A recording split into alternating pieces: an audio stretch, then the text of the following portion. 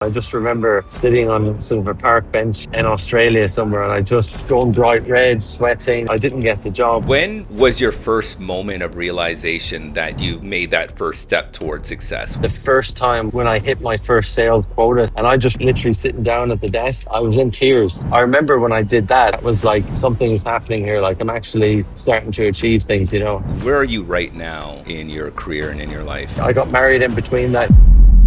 Gary Daly built success across countries, pushed through fear, and kept growing. But underneath it all, something still felt off. In this conversation, we get into the version of success people don't talk about enough. When your life looks like it's working, but internally, you know something is out of tune. We talk about rock bottom in Australia, self-doubt, public speaking fear, and what it takes to stop performing your way through life and start being honest with yourself. If you've ever thought success would fix something deeper and realized it didn't, this episode is for you. Gary, how are you doing today? Very good. And thank you so much for inviting me on. Really excited. I'm really excited to have you on today. And Gary, I wanted to start off with a question that's been burning that I've had on my mind, because your work is built around the idea that most people are not stuck, that they're just out of tune. So when you look back at your own life, when did you first realize that? Yeah, it's a great question. And I think to a certain extent, like I went through sort of university and I always say like the goals were sort of bestowed upon me. So I was always told like, this is what you need to do, go to university, get a good job, etc.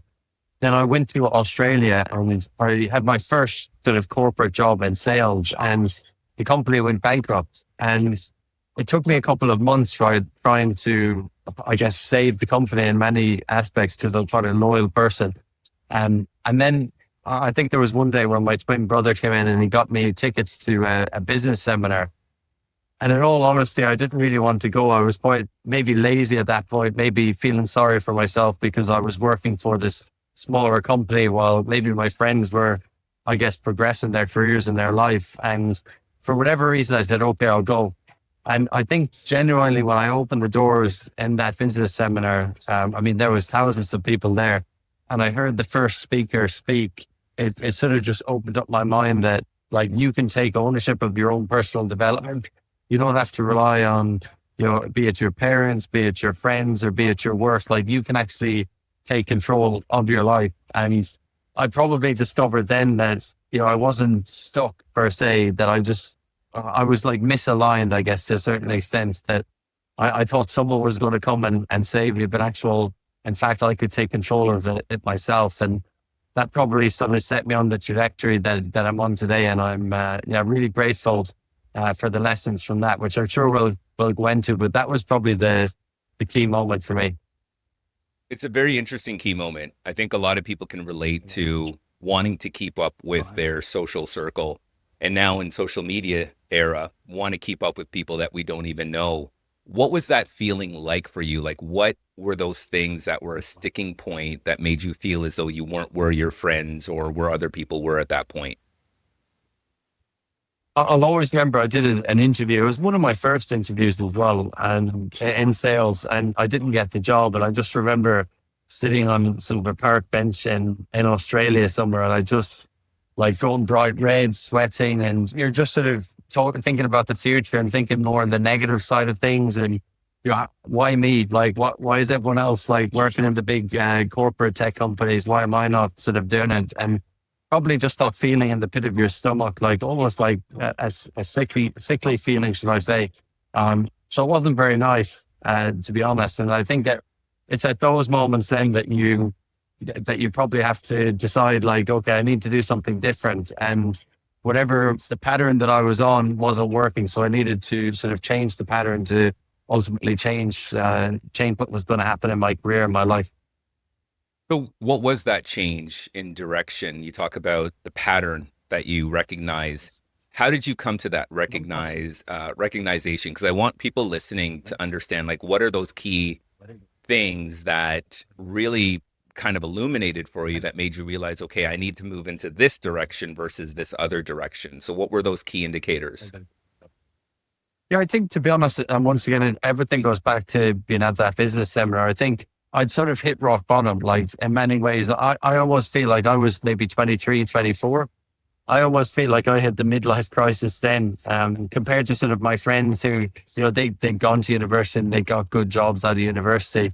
So I think I realized that maybe I'd hit rock bottom. And then when I went to the business seminar, I think I found like inspiration in what people were doing. And I think everyone was relatable, right? I heard people who had stories similar to mine and that they got out of this. They always say like your mess becomes your message, and every master was once a disaster. So I think it was more finding people who I could relate to, more than anything else. And as you mentioned, like social media can be like, it can be great. It can be terrible because you're comparing your chapter 1 to someone else's chapter 20. It could be. And I just found like being around other people in the seminar, like like-minded people, it was very relatable, and you could find, who I guess aligned more with what you were looking to do. So I think it's actually just getting out there, to be honest, because otherwise I'm sitting at home on the futon and in the Australian apartment I was in, feeling sorry for myself. And whereas if I'm in the business seminar, or if I'm out in a cafe like I am now, like you mentioned, you're just around other people and you can get inspiration from that, I found. What was your goal at that point? So as you're getting inspiration, where were you wanting to go? Like, did you have a clear idea of which direction you wanted to go, or were things just formulating at that moment? I think things, to be honest, were just formulating at that moment, but I started then discovering like how to set goals, and even more important than goals, like how to set a vision. And I mean, so look, I was going into the sales, so I wanted to be like one of the best salespeople that I could possibly be. So I guess I had the ambitions of like, okay, I need to get a house at this age, or I need to, get married at this age, whatever it may be. So I guess I started maybe creating a vision for myself and writing down some of those goals as well, like about the future. And even though it was like 3 to 5 years time, I have a coach now, and he always says like, okay, maybe you're not there now, but like, what would that version of yourself do today to make that happen? Like, how would they dress? Like, how would they present themselves? Like, how would they talk, in terms of their communication? So I think that's when it started coming together. It was almost like I have a blank canvas here. Like, I've hit rock bottom.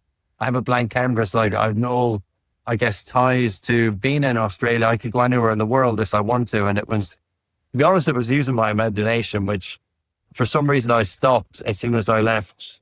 Probably, I would say maybe even primary school for some reason. I think when I went into what we call secondary school in Ireland, I think it was a bigger environment, and I probably lost myself a little bit, and then didn't really discover myself again until the business seminars, in all honesty. So I think my imagination was probably the key. And if that answers the question. Yeah, it does. Describe that loss of yourself. What did that drift look and feel like on a day-to-day basis? Yeah, so look, I was in a primary school in Ireland, and like I lived in a small sort of countryside in Ireland. And it was a small class, and then you go into the secondary school in the city, which they didn't call it a city. I mean, it's 15 minutes from the countryside where I lived, but like there was just a lot more people there, and I think I always think back to like, and maybe this will come up in questions later. Like I started to put people on a pedestal. And I don't know where that came from, in all honesty, whether it was like trying out for the football team and, putting people on a pedestal like that they're, as we call it, like Premier League footballers, or like, they're a top American footballer, whatever you want to call it, and already labeling them as being way better than myself. So I think I probably started doing that like a little bit too much in secondary school, and even in university. And then eventually, like I said, when I joined that company, it was literally hitting rock bottom, and then probably realizing that, and then self-reflecting on all that, which I think a lot of people don't do. A lot of people just drift, or maybe they get into the corporate career and they don't actually do self-reflection. Like it is a process, like you have to examine yourself. So I started like maybe looking back on the past and reflecting on like maybe where I went wrong, and today, I guess, how I could improve. So when you think back about your self-reflection, and for other people listening who are trying to understand, like, where do I start? What would you say to them in terms of self-reflection? Like, what would be the practice? What would be the focus, etc.? Yeah. So actually, I have almost like three examples from three different people in my life that it's all quite similar. So it was interesting when I moved to where I am now in the UAE. My wife sort of just said to me, I think we're on the plane, and she's like, "It'd be cool just to look back on like, before we moved here, what the timeline of like all the, I guess, things that you've done successfully." And someone else put it in a seminar recently that I went to, like, if you're not excited about the next 10 years, all you have to do is look back in the last 10 years and look at like what you've achieved and what you've overcome. And more recently, my manager actually at work, he said, like, think about like a stock market of your life, like it's sort of the ups and downs. And, anyone can do this exercise, and it could be like, hey, I had a great childhood, but, secondary school wasn't too nice. But then, I got into university and I got like an A plus in whatever exam. I got my first sort of corporate job, that didn't go so well. And then I moved on to a different career, whatever it may be. It could be even sports results. So you did a marathon. It's just looking back and seeing like how you've actually overcome stuff in your life. And I guess it gives you, I guess, proof that you can actually then overcome more stuff in the next 10 years. And actually the next 10 years, more than likely is going to be better than the previous 10 years. So I found that maybe the stuff of your life is probably good exercise to do. It's like finding that evidence in your past of things that went well. It's a very conscious, deliberate effort. It's a great perspective. It's something that I talk to people about when I'm coaching them or mentoring them. I always say, if you're climbing a mountain, for instance, it's easy to look forward and to look at the summit of the mountain and say, oh my goodness, I have so far to go. I said, but it's more beneficial for you to look backwards and say, look how far I've already come. And we have to train ourselves to give ourselves that perspective consistently. And so that's something that I think is so valuable. So for yourself, Gary, how have these lessons built the person you are today? That's a good question. And I do reflect on this quite a bit. And in all honesty, I think if I didn't fall flat on my face, maybe for instance, I would have went into the corporate world. I would have done really well, but I think I mightn't be as humble as I am now. In all honesty, like I'm humbled by the experience of, like, imagine 23, 24, and even leaving Australia at 27 and basically having like nothing to show for it in my bank account. But I guess I had everything up here, right? I had a lot of theory. So I think that's probably where I would go with that, is the humbleness that actually came from it, from the, I guess, what quote unquote failure. But it was actually cleaning me up for success. So I think without this, maybe I wouldn't have the humbleness, and I may not have been as successful as I've been maybe in certain roles and been able to move to different countries without that, Of course, there's still a confidence there, but there's that sort of like, no ego, we go, as I heard from a mentor of mine before. I want to get to your success in a second. However, I'm really curious. You were broke. You didn't have any finances at that time. You said it a few times that you're at your rock bottom. What kept you going? I think I always give like credit to my sister. Like, she handed me a book, and like everyone has opinions on this book, The Secret, and the movie The Secret, and whatever anyone thinks about it, like, positive thinking is generally a good thing, right? So she handed me that, and to be honest, like, after reading that, I was always pretty positive, anyways. Like, in all honesty, but that probably just maybe got me a bit more confidence, right? And that actually I can do this, like, even though things aren't going great now, because that book like has plenty of examples of people who, as I keep saying, like, hit rock bottom, but then they've sort of overcome that. So that gave me a bit of confidence, and I always thank my sister for that, because that probably was what kept me going, in all honesty. So where did these actions lead you to? Where are you right now in your career and in your life? Yeah, so I can give you the timeline. So basically, I left Australia and I got a job in a corporate, and it was basically like a startup company that was part of a bigger company. And I actually got rejected for a sales position that I went for, which was like a more sort of a senior sales position. But they said, we like you enough to give you a start in sales, so we'll give you this junior position. And I started to excel at that. I moved to London and did that for about 10 months, got promoted, worked for about 2 years covering the UK market. Then, I got tapped on the shoulder and they were like, would you like to look after the Middle Eastern market? I said, okay, cool. I'll do that remotely from London. So I got to visit where I am now, Dubai, sort of, a couple of times in that year and really, really liked that experience. I was learning all about different cultures. Then again, someone tapped me on the shoulder and I got to, go to Ireland, to relocate back to Ireland where I was originally from and cover Ireland and Scotland. And I did that for about 4 years. And in that time, I won a global pitching competition, which was basically like against all the other salespeople in the company. And I got through to the finals and basically the CEO of the company, who manages about like 80,000 employees, was the judge in the final. And I won that, which was amazing because I used to sweat through shirts when I would present when I was younger. And once again, this is all I'd been doing in between all these years is like business seminars, reading books, like practice. And then I got a move over to the UAE about 3 years ago. And I got married in between that, to my wife, Naina. And now we live in the UAE with our little boy, Noah. And, life has been good. And I guess I've sort of kept up the momentum of maybe different promotions here and there. And then I really found sort of a passion in coaching.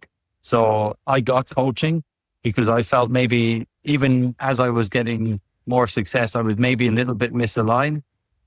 So I got a coach and then I discovered coaching and I was like, maybe I should do this. So I did a diploma in coaching last year and I'm now starting to go into coaching, but more sort of on the side because I love what I do and the job that I have. But it's more from a fulfillment perspective that I do that. So that's, I guess, a little bit about what I've done since the Australia days. That's incredible. It sounds like, you've had small actions that have helped you rebuild your confidence, rebuild your future to where you are today, having the success that you have. And self-development obviously is a very key pillar, it sounds like, from the work that you do. So for people who are looking to focus on self-development, where do they start? Is it about just picking up a book and reading it? Or is there something else that goes into the process? Because when you talk about going to seminars and when you talk about reading books, etc., it's like, I know a lot of people try to do that, but they're not seeing progress. So in between the lines, what does an individual have to do to make these resources have the intended impact that they're looking for? Yeah. So I think everyone sort of talks about the environment you're in, like, which is super important, right? You're the average of the 5 people that you spend your time with. I both like and sometimes don't like that saying because sometimes you can hang out with like super successful people, but it's, sometimes it could be too much personal development. But anyways, that's just as a side note. But I think when I started off, to be honest, like when I started off on self-reflection, I actually learned like from business seminars, you should ask a couple of your friends or like people that you respect, like, what would you say I'm good at? What would you say I'm not so good at? And really sort of ask them like for their honest truth. And I think that's maybe a good way to look at like potentially like, okay, where are my gaps? Like what am I not doing well? And also what am I doing well too? And I think you do maybe have to, kiss a lot of frogs, so to speak, in terms of like the business seminars that you will go to, because at the start, I was going to like every single business seminar that I could go to. And I found eventually then that I'm chasing the shiny penny. Whereas what I've done probably over the last couple of years is I've really sort of reined in like who I will go to see speak. And there's a guy in Galway, he's called Brian Keane, and he always talks about the 4 quadrants of like health, wealth, love, and fulfillment. So I always try and maybe find people who align to, I guess my values, and I'll go and watch them or listen to them speak. But a big thing is like, you can go to a lot of these things for free. You can watch a lot of things for free. You can maybe read books, which of course there's little cost to, but I always think like pay to play. Like I eventually started then paying to actually go to a business seminar, because then, you have to take action, right? Like it's no longer just, oh, it's free and I might not use it. Whereas when you commit your money, which is really your energy, I think you'll actually take action and you'll use a lot of these things. And for me in the beginning, when I didn't have a lot of money, it was like it could have been $20 for like a sales program, like, how to cold call, as an example, from Grant Cardone, which I used. And I would go into work every day and I would try and apply something, even if it was outside of my comfort zone, because sometimes, like, maybe the American way of talking sometimes might not resonate in Ireland or England, as an example. But then I thought, is that just an assumption? Why don't I actually try this out? And I did start to see results. And the good thing was I had fun with it as well. Like, every day was different because I was trying different techniques. So you can actually have fun with it. It's not like people say discipline equals freedom, but my coach actually says, like, that's a good point, but it's actually awareness. Eventually you get awareness and you realize, okay, this is for my own personal good, so I'm going to try it. It's not discipline. Sometimes is not a great word to use because it just sounds a bit negative, but it's really like awareness. And I found that was really helpful to me. Yeah. It's a very interesting point on discipline. I've talked about that in the past, and it does have this connotation that you're giving up something else that you really love when you are disciplined. And it's all about perspective. It's about I look at discipline as voting for your future self. It's everything you do that commits to building that path towards where you want to be. That's a vote for your future self. So if you just look at discipline a little bit differently, I saw a quote recently, which was really cool. And it talked about, at the gym, we work out to failure because we know that's where the growth happens. Why don't we apply that to our real life, to everyday life? And it's so true, right? We're afraid of failure, but that's where growth happens. I like what you said about self-development in terms of the environment. You mentioned paying for things, so there's a higher level of commitment. And you also said having fun.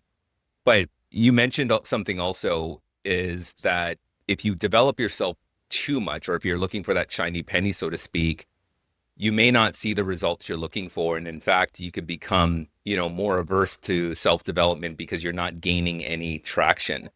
So what's the sweet spot? What should people look out for when it comes to self-development to ensure that they're getting the most out of the work and the effort that they're putting into themselves? Yeah, I just want to go back maybe on one point as well. What I found that I did wrong originally as well is because I was going to so many seminars, then you sort of then mention it to people in your life and you're like, oh, you need to come to this. Everyone should be doing this. And I probably fell into that bracket for a while, and even with my wife, right? And then I sort of realized, actually, like, this is not for everyone. Not everyone has to go down this path per se. Like, some people are content with what they're doing, right? And maybe the person that you find is really helping you will not help them. There'll be someone else that they go to. So I think that's another thing. You probably shouldn't push them to people's faces, so to speak. I guess just to answer your question, I think it's sort of the word focus, right? Which in, the acronym sometimes is like follow one course until successful. So because I found, like, I actually paid money for some courses, which I didn't even start, which, that's terrible looking back. So I then probably just looked at myself, did an inventory, like, okay, what am I spending? And like, I didn't even finish that. So let's finish this one first before I go on to the next one. Because otherwise I'm not doing myself justice, or the person that I paid the program for as well. Like, I need to actually complete this thing.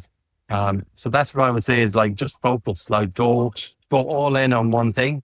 And then eventually you'll see the fruits of that labor. So for me, as an example, like, I could buy cold calling programs from multiple different people, but why not just go all in on what one person is doing? And then I saw the results from that. And then I applied that to, like, all the other areas in my life, like the health, as an example, the wealth, whatever it may be. Just finding those people. What's that acronym again for focus? But it's follow one course until successful. I love that. That's the first time I've heard. I'm definitely going to take that away. When was your first moment of realization that you are successful, or at least you made that first step towards success? When did that all come together for you? I think probably in my sales career, right? I started off as the junior sales rep, and I saw all of the more senior sales reps. I was in the office, which like I love being in an office, and I feel sorry for some people today who maybe the office isn't as big a thing. But I saw the sales reps like hitting the sales gong, and there is that bit of like, I'd love to be able to do that. And I remember when I did that, and that was an amazing feeling. But probably the first time was when I hit my first sales quota. So I achieved my, my sales goals. And I just remember like literally sitting down at the desk, and I was in tears, and no one knew it in the office. Like no one knew it at all, but I was like overcome with emotions of like, obviously what I went through in Australia and everything like that. And like I said, no one knew. I just literally put my head in my arms, and that was a really nice moment for me. And that was like, okay, something's happening here. Like I'm actually starting to achieve things, so that was probably the moment for me. It feels like you just kind of illustrated in an environment that sounds like Glenn Ross. Like, did Alec Baldwin come in and like talk about ABCs always be closing? Like, what type of environment was this? Honestly, an amazing myth. Like a lot of my book is about the environment. I was very lucky to be at the right place at the right time.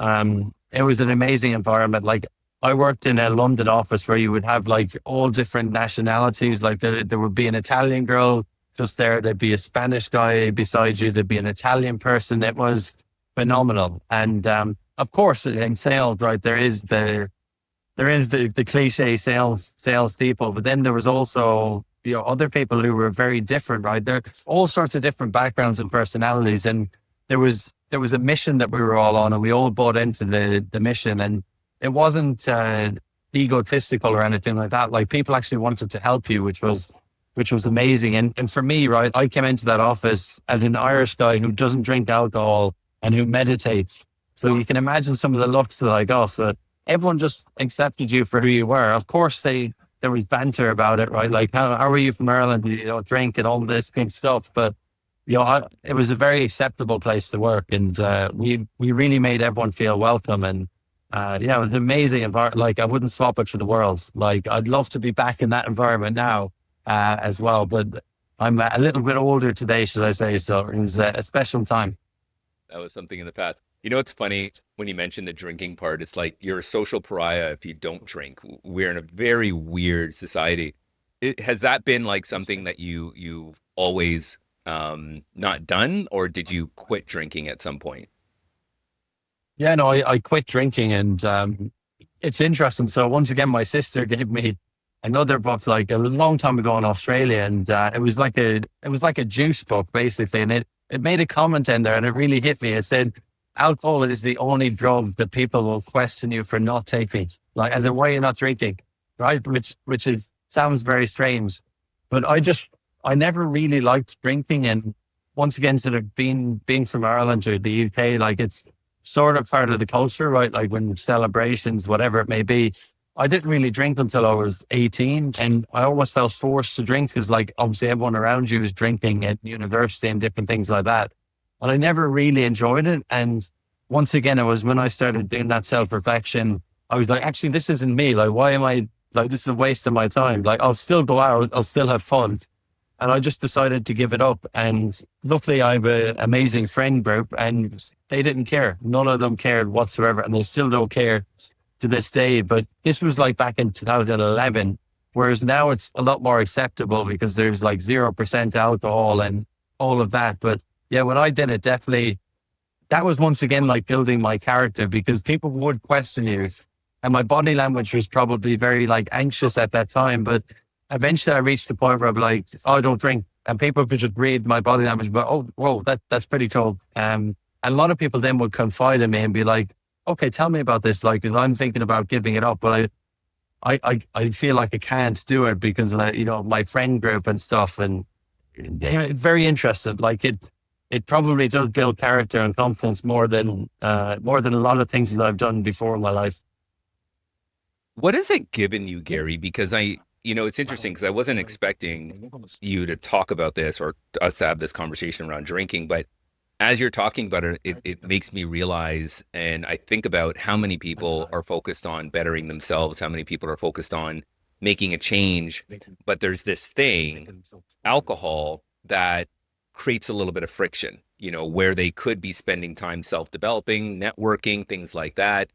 Alcohol may get in the way. And, it may take over their night. It may take over their next day, being hungover, obviously loss of energy, motivation, things like that.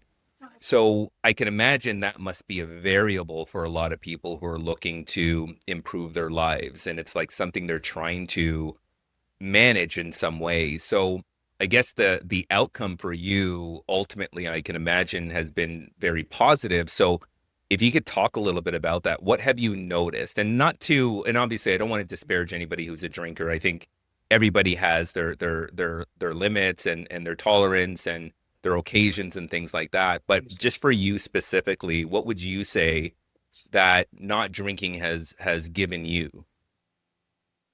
Yeah, and I'm 100% with you as well. Like, there's a lot of people who don't drink who probably feel like everyone shouldn't drink, and I'm far from that. Like, I've had some of the best nights, out when I was originally drinking, and still going out now without drinking. But yeah, for me, it was just not wasting the weekends, because that could happen, right? You could start drinking at a certain time, probably watching sports and all that good stuff. Whereas, maybe I would have, when I was a bit younger, like maybe not now with family and things, like spend a Saturday, like going to a business seminar, spending, a Saturday and a Sunday going to like probably a Tony Robbins type of event or something like that. And maybe that's just something you couldn't do if you were drinking. Also, as part of my personal development, I get up at 5 a.m. And once again, because that's mainstream now, a lot of people push back against the 5 a.m. thing. I personally don't, because I'm an anxious person. Like, I don't want to go straight into my day, because that will cause like absolute anxiety with me. I like to be ahead of the day so I can get my gym workout in. I can sort of eat my breakfast. I can maybe catch up on some admin or whatever it may be, or read to my boy, all that good stuff. So I just found that I had a lot more time, and been able to wake up early as well, and probably taking sleep very seriously as well, which a lot of people do now, right? Because it is a superpower, but being able to get that 8 hours of sleep, because, when I don't have the sleep, I'm not the same person. Or if I don't get the workout, I'm not the same person. So I just think it maximizes the time that I have on things that I want to do. And, even when I'm in work, right? Like, sometimes we'll go to events, right? Or we'll go over to the US for the sales kickoffs. And I find myself like the most boring man in sales. Like, 10 o'clock is my cutoff. Like, I'll probably leave wherever I am. And I really don't care if people are going out after that, because my coach says it now. He says, like, nothing good happens after 10 p.m. You eat rubbish, you talk rubbish, and you watch rubbish. Well, that's probably my perspective on it. That's awesome. So it's just a level of normalcy now for you, so you don't know any different. So I want to kind of jump back to something you said earlier about public speaking. So I know this is something that you've been very successful at, but you mentioned there was a point where you weren't. You said, paraphrasing, that you used to sweat inside your clothes, just at the thought of public speaking. And I know that's probably one of the top 2-3 phobias that people have in the entire world. So take us through that journey. What was that like for you in the beginning, and what was that process to get to where you are now with being more confident with public speaking? Yeah, and I talk about this in my book, and there's like a moment where I was in university, and I was part of a group of 4 people on a team that was presenting, and I had my suit, maybe looked the part, although I was like a tall, lanky Irishman back then, skinny as we say. And I went up and I presented, and I just like went bright red, sweated through my suit. And I just had to leave afterwards. I didn't even wait there. I literally had to leave and change. And I was always very nervous and anxious at public speaking. And it was obviously once I started the personal development stuff, and once again, seeing these speakers on stage, and once again, that's where inspiration comes in. Like, hold on a minute. Like, how are these guys and girls so good at speaking in front of an audience? Like, the way they move, the way they talk. I'm a big football fan, a big sports fan. And when I started going to the business seminars, I always viewed them as like an athlete. Like, what are they doing to be able to talk like this? Like, they have a structure, they have a beginning, a middle, and an end.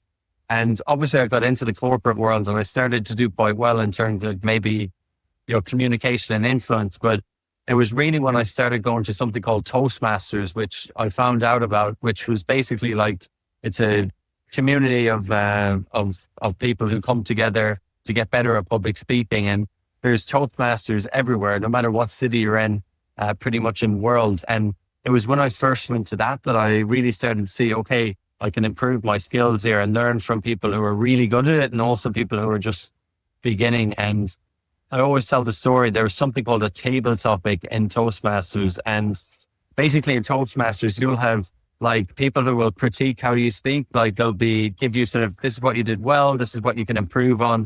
And there's also timekeepers as well and people who view your grammar.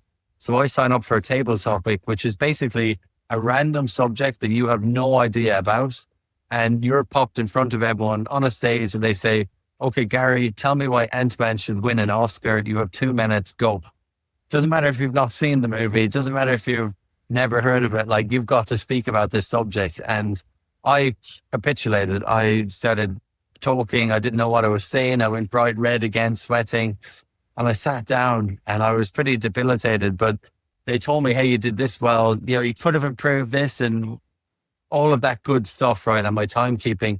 And then I saw the next speaker and they were magicians, and they'd been there before, right? They'd been to maybe like 8 or 10 sessions. So they had structure. They had a beginning, a middle and an end. They started using the audience, asking the audience questions. They paused. Some of them even had a little drink of water in between, which just showed how much confidence that they had. So after going through this, and once again, putting yourself under pressure, eventually you start to then build up skills and resiliency and started getting better at public speaking. And I found that then transcended into, if you did an interview and someone threw a question at you, you're almost like a politician and that you could flip the question and maybe throw it back, put a different spin on it. So nothing could really catch you out. And then I eventually entered this pitching competition and work. And, once again, being Irish, sometimes I almost felt like maybe I always come second. I never quite win these things, but I just got through it and I actually ended up winning it in the end. And it was nothing more than having a structure, having a beginning, a middle and end, and actually telling a story and so much preparation. You wouldn't believe the amount of preparation.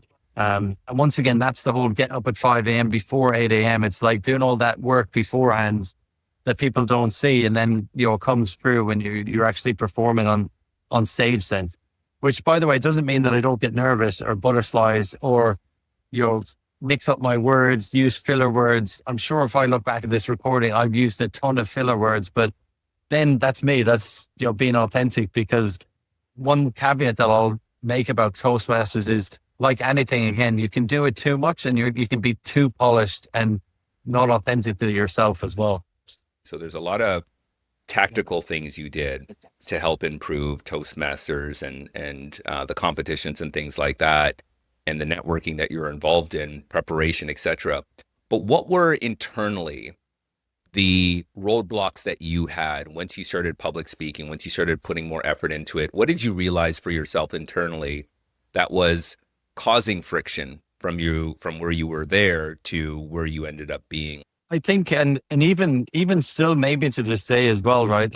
I put myself under pressure probably when I moved back to Ireland and I was covering Ireland and Scotland sales. I put my hand up for anything to do with public speaking, even if I was really nervous. But I think the internal dialogue is always are these people, maybe they know this already? And I still have this to this day, this, people know all this stuff already. Even if I'm talking about personal development, this is also obvious, because my coach says what's simple to you is mind blowing to other people. And that's probably changed my perspective a little bit. But sometimes I'll look and I'm like, is this person actually gaining value from what I'm talking about, or do they know this already? And it's just, you have to realize and especially in sales and what you do, you're an expert at what you do. You're doing this day in and day out. Not everyone is going to know the knowledge that you have, because if you're related to sales, I cover a specific product, or I used to, a cloud managed product as an example.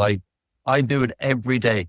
Every single day that I wake up, I would demo the solution. I would learn the technicalities of it. I'd hear objections. So therefore I would know it really, really well. And if I'm speaking to a room of people who don't do that day in, day out, of course they're going to find it valuable. So that was probably the internal dialogue. Like, actually, if what I'm thinking, is it true? Like, if my inner critic is telling me something, like, you can probably go, okay, that's fine, but is that actually true? It's like, is that 100% a fact? And that was probably how I got better at it, questioning those negative thoughts, I guess. I like that. I do think that is one of the composites that comes along with that fear of public speaking, is that value proposition. And in what I'm producing and what I'm providing, is that giving value to the people that are listening. So that's cool, because that's something that I've gone through and experienced as well. And it's a tough one to get over, but I love what your coach said in terms of, the things that that you think is very simple could be mind blowing, and very illuminating for another person. And I like that perspective. And I think that's good. The other thing you mentioned too is you're finding evidence of things that have gone well, and you're challenging the stories of the things that you've told yourself have gone wrong. Can you give me an example in that? I think probably sometimes, like, it's the ability to, like, change your mind on something. Like, I'm probably struggling to come up with an example, but it's probably, once again, making assumptions, like, and it could be an assumption on anything. It could be even like a person, as an example, like, especially in the corporate world, like, maybe, let's just say, if you're not directly on someone's team, you might have an assumption of some person because you hear different things about that person. And then when you actually go work with them, you're like, actually, this person is, like, incredible. Like, they're really loyal. They're helpful. So that's probably something that I am now, like, catching myself with, right? Like, don't make an assumption, like, unless you've actually really sort of got to know them. And even one of my mentors said, like, if you haven't studied something for 25 hours at least, or even been in the company of maybe a person for 20 plus hours, like, you can't really make an assumption on them. And I find that to be really true, actually, to be honest. It could be even with an investment as well. Like, if you make an investment in something and you hear someone go, they maybe just heard a headline about something and they just miss it. You're like, have you studied it for at least 25 hours? No. Okay. Then, like, what are we talking about here? So that's probably my answer to that one. No, that's good. So Gary, in this moment in time right now, what is the work that you're doing that you're passionate about, and why? So obviously my career in corporate, I'm extremely passionate about from a sales perspective, but I know that we've probably talked a lot about that, and I'm constantly developing myself in that area. It's probably the coaching stuff now. So having done the coaching diploma, I just found that fascinating, and I had to do 20 plus hours of pro bono coaching. So for me, that was fascinating. So I actually put it out there on LinkedIn, and I was like, hey, I'm doing 20 hours of coaching. Like, I need some people who were open to coaching. And I was shocked. Like, people came back who, once again, putting people on a pedestal, right, which we shouldn't do, but like someone who was like a director in a huge company here. Other people do, like, they work in a completely different career, like personal trainer, or there's someone who's starting off in sales. So I got a variety of different people. And after doing all that coaching, I probably realized, like, that everyone has a challenge or a problem that they're looking to overcome. And I actually spoke to the tutor who was doing the diploma, and he said he had basically was working with this model. And he said this person, it looked like they had everything going for them, the looks, everything. And he said he couldn't believe, like, when they had so many challenges and so many problems, and that was when the penny dropped for him. That, like, everyone actually needs coaching or needs help. Like, no one has all of this figured out, far from it. And I got really passionate after doing the coaching, after once again focusing on the person and not the outcome. Which, of course, maybe at the start when I was coaching, I was really more focused on the outcome. But then I learned about active listening.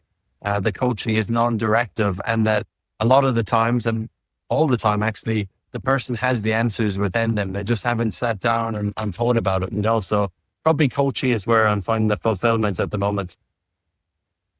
So one of the things you coach on, and it's on your website, Built by Lessons, you talk about intensity versus alignment. Can you describe what that means and why one is more beneficial than the other?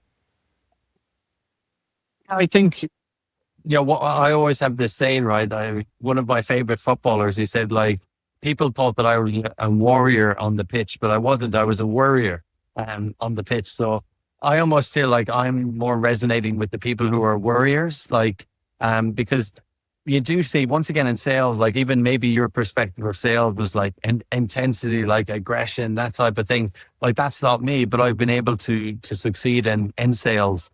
And I know that there's a lot of other people like that as well. And maybe they're misaligned as well. Maybe they're thinking, I need to be more aggressive, or I need to be this. It's like, no, that's not you. Like you can't be that. So why don't you get more aligned with what you are as a person? And a lot of the times with like coaching, it's actually not adding stuff on, it's getting rid of stuff. Like, and once again, we talked about it here, like limiting beliefs or like assumptions that you're making, because assumptions close doors, whereas questions open doors. And that's what I found.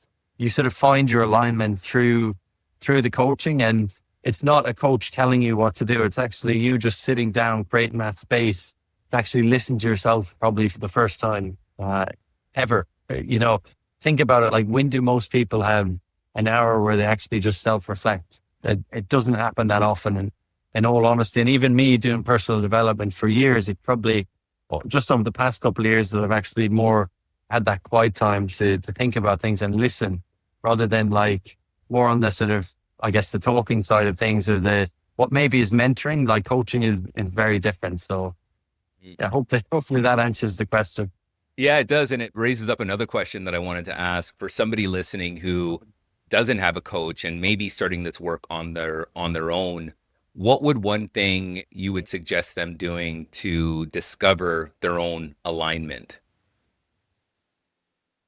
So another mentor of mine said to me before, right? He said that like you're an antenna and you're always receiving, like, so just be open to receiving things. And it's funny, like when I spoke to him, I sort of said, I'm very confused at the moment. And then he said, confusion leads to clarity. And I was listening to a podcast, and there was a coach on there who's my coach now, who's Irish. He's called Aidan O'Brien, and he works in Dubai. And he said on that podcast, he was like, he said, curiosity leads to clarity. And I was like, that's interesting, because my other mentor had said something similar. And then after listening to the podcast, I literally popped him an email and had a discovery call. And then I took him up on the coaching. So I think what I'm saying there is like, just be open to receiving, like be in receiving mode. Like I said, you are an antenna.